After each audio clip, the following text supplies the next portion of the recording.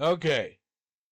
As much as I like Mark Cowart's thought-provoking post about Karen Neal in the house, he was trying to say, well, the rally at PD didn't do their job and blah, blah, blah. They shouldn't have let her. They didn't see her go in there. She went in the first time, and she popped her head around the corner and saw Devin's eyes. She turned around and walked away. She was nowhere near that table. And we have to remember, 85J is in blood, Darlie's blood. She's a nurse. She knows better than to touch anything bloody without gloves. As a matter of fact, Karen Neal's exact words on the stand were is that she's a well-seasoned, all-around nurse. That doesn't put her within a few feet of where 85J was found. It does, yeah, it does, but not in arms, not where she can reach it. What'd you do? Go in there, go, oh my God, Darlie, put her hands all over Darlie, touch her, get blood on her, and then walk in the house and go, oh my God, let me put my hand on it. No. It's dumb. She wasn't fingerprinted, right? I'm going to tell you my theory on why she wasn't fingerprinted. She said there was no one else in the house. Also, let me read this. Let me read this out just to be sure I got this. This would place her within a few feet where 85J was found, but not within reaching distance. No, it doesn't.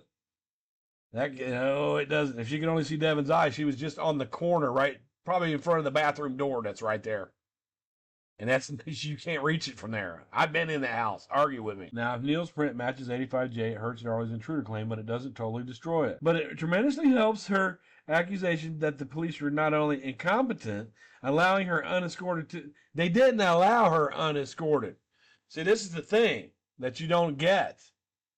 When they were bringing Darlie out to the porch, the way I understand this, it was Colby and Byford brought Darlie out to the porch. Officer Waddell and Walling were upstairs. They're dealing with Darlie at the porch, and Karen Neal slipped in there, took a look, and came back. They didn't see her. They can't help that. They were still trying to clear the house for an intruder. That's why they were upstairs. They didn't see that. This is really, but it tremendously helps her accusation that the police not only were incompetent in allowing her... See, this is the dumb shit you fucking supporters say. Allowing her unescorted access. No, she was told to go away. When they did see her, they just told her to stop right there.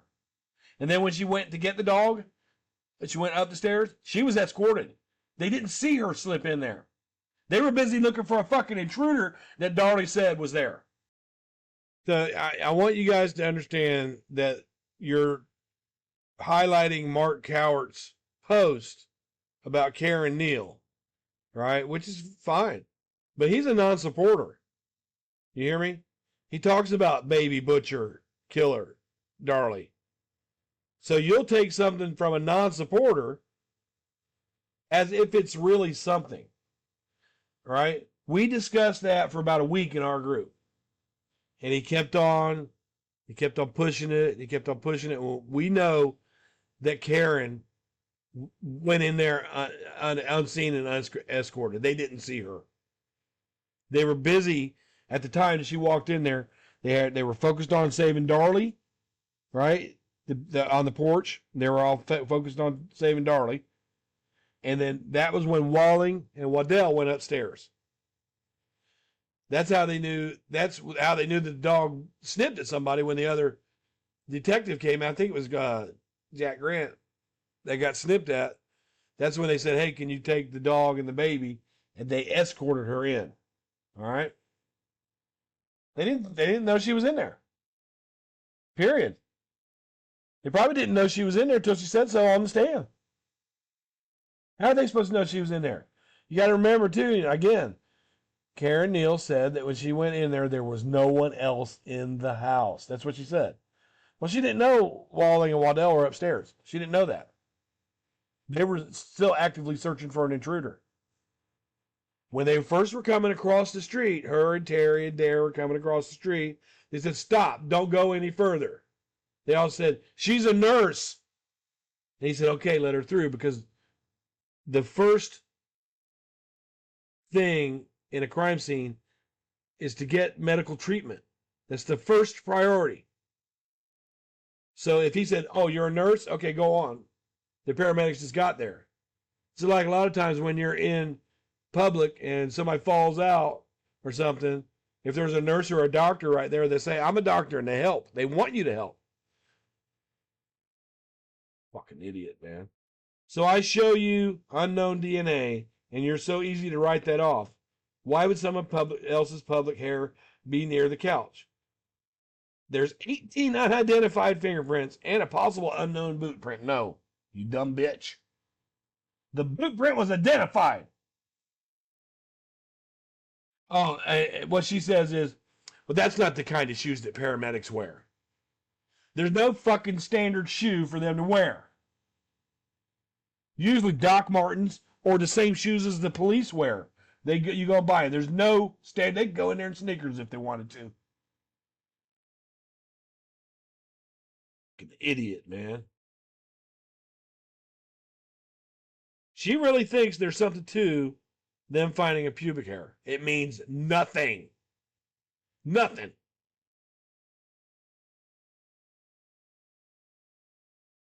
Stupid motherfuckers. That wasn't there. You guys are looking for any fucking reason to get this bitch out of prison. You don't give a fuck if she killed them or not. Well, the police were incompetent, so the fuck out of here, you fucking dartards. These people make me sick. But it also points to perjury by Waddell and Kochak in covering up the fact that Neil entered the house. They didn't fucking see you dumb bitch, whoever wrote this. He was upstairs.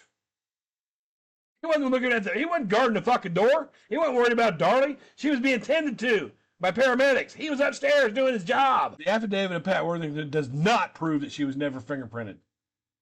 She wasn't fingerprinted because they didn't see her go in there. And when they did see her go in there, she was escorted and they made she didn't touch anything. That's why she wasn't fingerprinted. You fucking dartards. Some of this shit that these people put on these pages, I'm not for the death penalty. I'm not a death penalty advocate. But when you people keep doing shit like this, the police can't catch you. I hope when they stick that needle in, I hope they fucking plunge it in and twist it around. Justice for Devin. So I get frustrated with this Darlie Routier support shit based on dumb shit. There's 2 kids in the fucking ground, and we've got people out here running around pretending to be goddamn experts and pretending to be private investigators. Oh no, Darlie, it was the cops was wrong. Everybody was wrong except for Darlie. It makes me sick. So this right here, this Mary Kelly, that's Sully. And we know this is something. This right here that she's saying right here is something that was said by Sully verbatim in Sully's own name. Karen was escorted by the cops to take Damon, its domain, the dog. So who came in and took the cats from the house? Bear, the Persian cat. Sully has asked this question right here in her own name before. Also, this Mary Kelly watches my videos and knows them in detail. All right? Calls me names, pops in there and gets a little aggressive with me because you can't do it in your real fucking name, you fat bitch. But there were several other cats loose in the home. I have never heard a word about any of the cats. I've always been curious about whether Bear was on the table near Darlie's head. Okay, you fucking expert in the goddamn crime case. If you knew the case, you would know that when the police went in there and approached the cage that was behind Darlie's head on the ground, and the cat started growling, hissing, and bouncing all over the cage. You would have knew that. Sully, fucking private investigator, dumbass.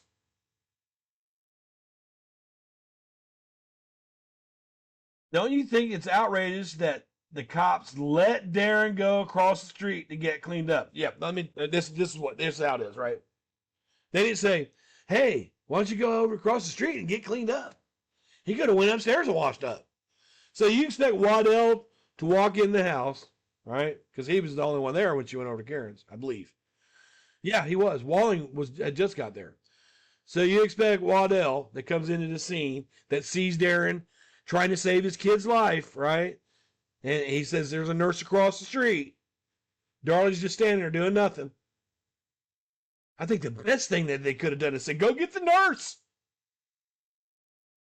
Because they worry about evidence later. right? He saw that Darren was trying to help save his kid's life while dumb bitch was just standing there going, oh my God, who did it? Not doing nothing. The one that lied to us about saying that she put a towel on Damon's back that no one saw when they got there. Aaron's testimony is pretty damning against Darlie. He said, I went over to get Karen. She's a nurse because I needed help. So if Waddell is trying to get Darlie to help, and Darren is helping, and Darlie won't help, and Darlie goes to the door and yells, Karen! That's all she does is yell at 2:30 in the morning across the street. So Darren needs help. They need as much medical help as they can get in this house. That's why they let Darren go over there, you fucking idiots.